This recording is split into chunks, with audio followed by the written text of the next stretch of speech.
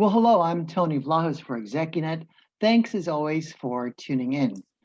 So, what is an organization to do to attract and retain employees in a shifting job market? That's what we're experiencing, folks. So, joining me today to discuss this topic is Jason Hanold. Jason is the CEO and co-managing partner at Hanold Associates, focused on chief HR officers, chief diversity, equity, and inclusion, and diverse board searches. Jason, hello. Good to be talking to you again. Hi, Tony. It's great to see you again as well. So let's talk about the situation, Jason. It seems that workers are available and companies have opened jobs, and somehow the two have not, in many instances, met. What is going on there?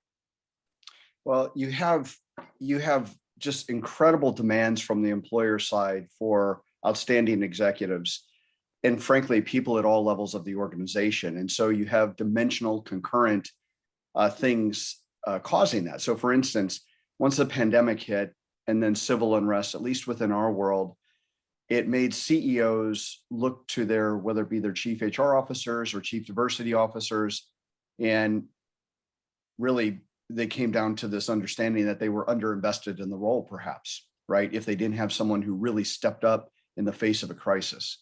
And so that's created incredible demand, for those particular functions. And then down with hourly workers, you have people that were receiving unemployment assistance. You were having people that had time to recharge and reset and reflect, and perhaps decide they wanted to embark on a different journey or a new chapter, or just do something different altogether. And so it's creating this vacuum of talent that has, I call it, it's not just a resignation wave, it's a reset, recharge wave.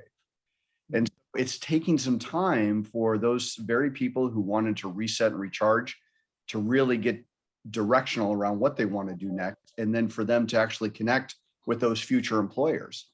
And then we're seeing movement, and frankly, it's accelerating the speeds at which we have to navigate in doing executive search, because it used to be that we could start a search, we present our candidates at 3 to 5 weeks into a search, and then the client could basically take some of their time in getting through an interview process.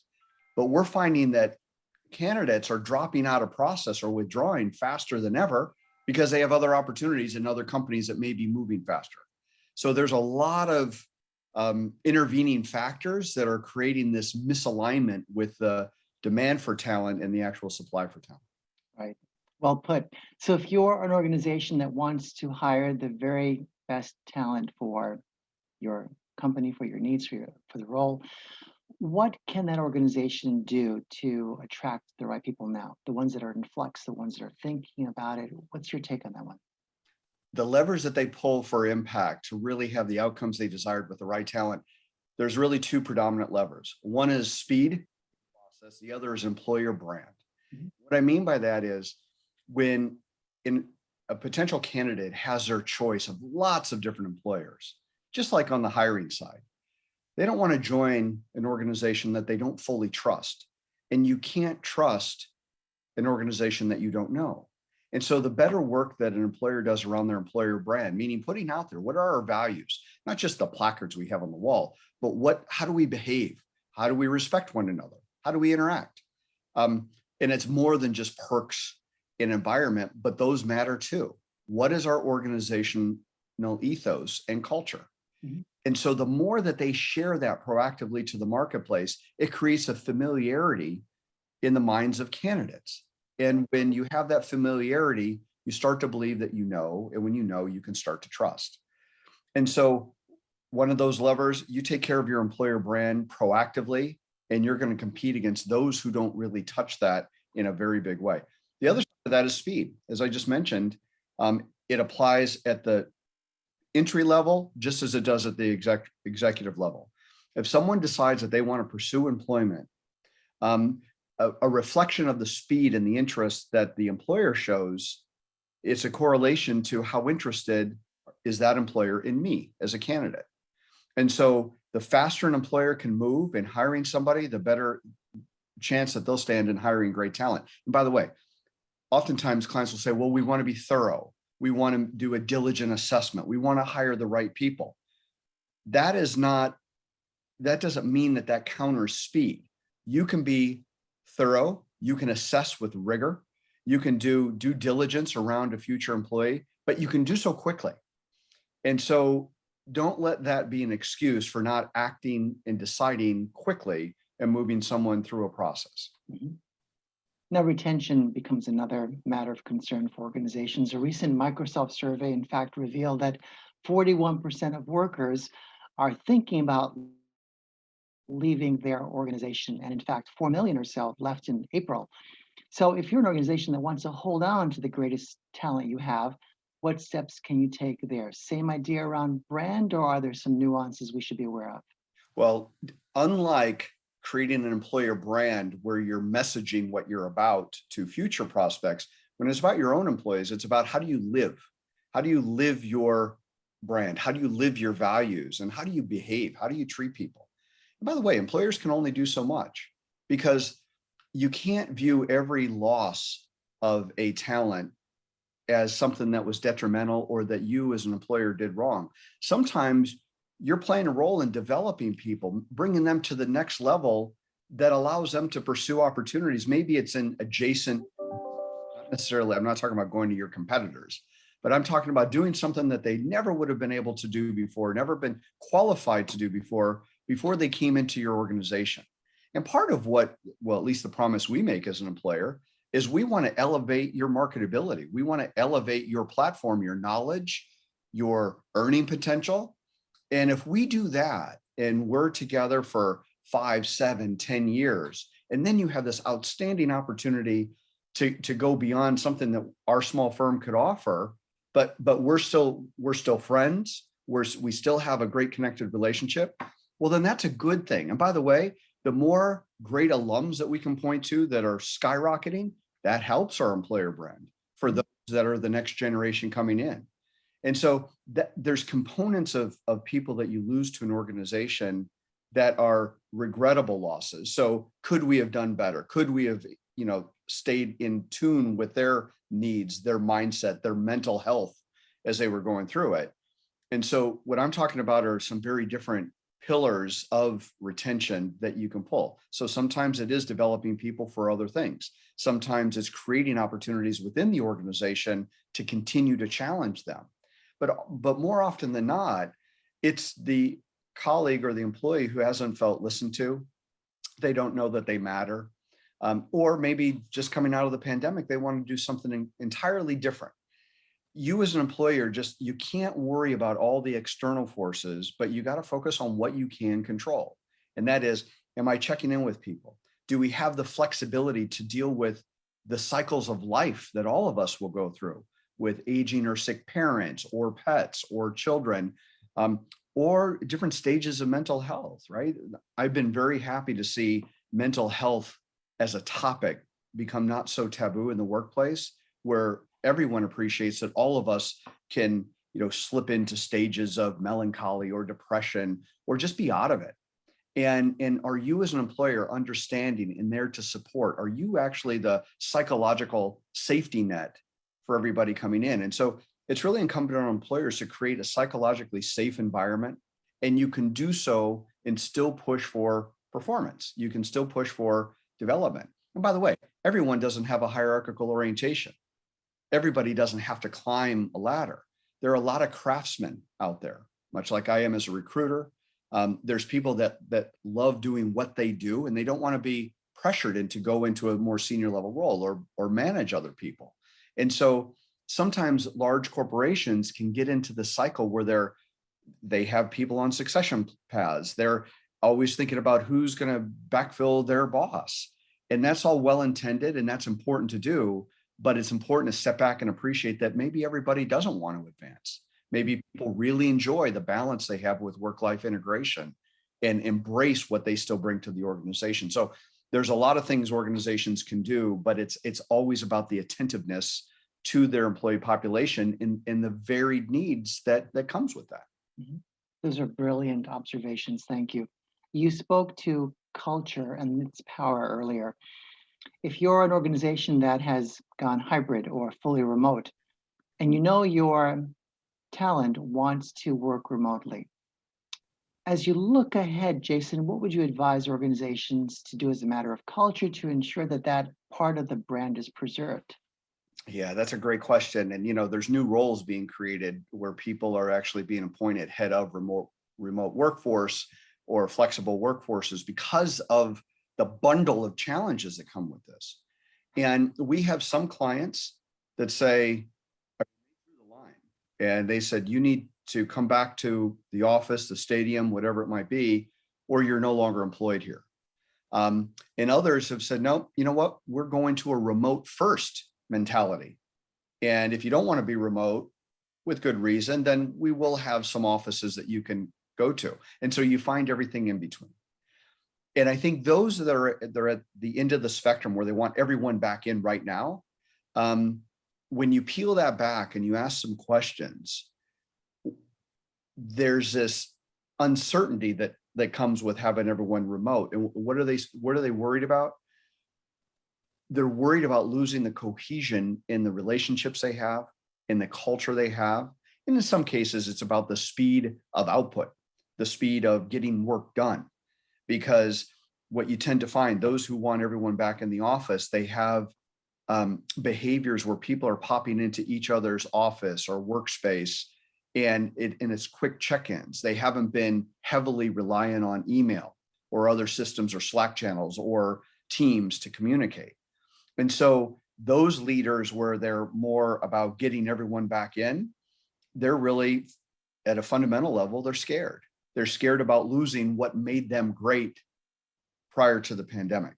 Mhm. In other organizations, those in the middle have adapted quite nicely, where they're saying, listen, we are scared of losing our cohesion of a culture, but we also appreciate that some folks have really learned to work more effectively from home. They don't have the drop-ins. They don't have the interruptions in their day.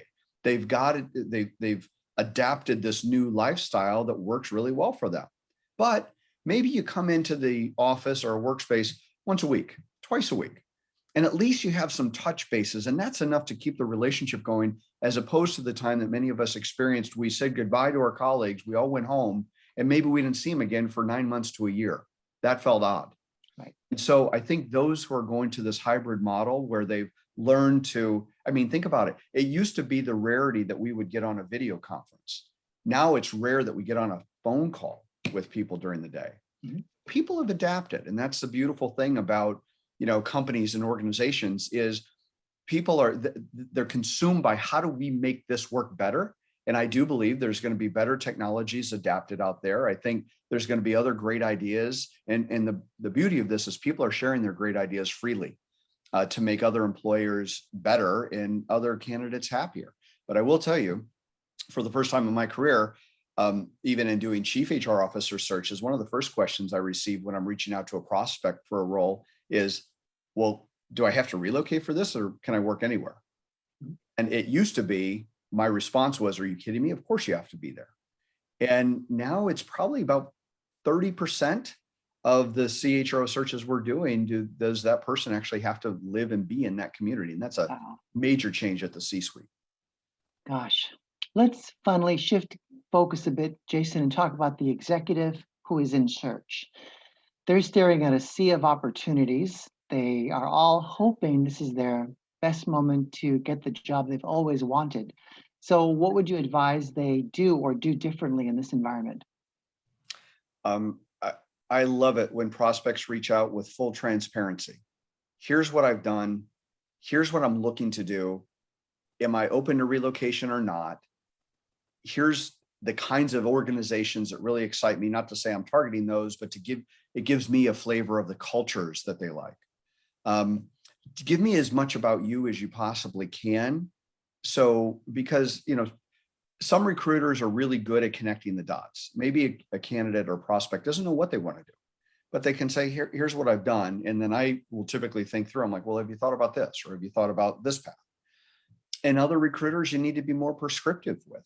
You need to specifically say, I'm looking for a supply chain director role in Roanoke, Virginia, that pays $125,000 a year, right?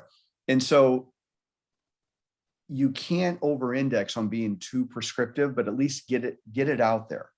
What doesn't help is when you receive the unsolicited email and it's really broad. I'm a highly accomplished, seasoned executive.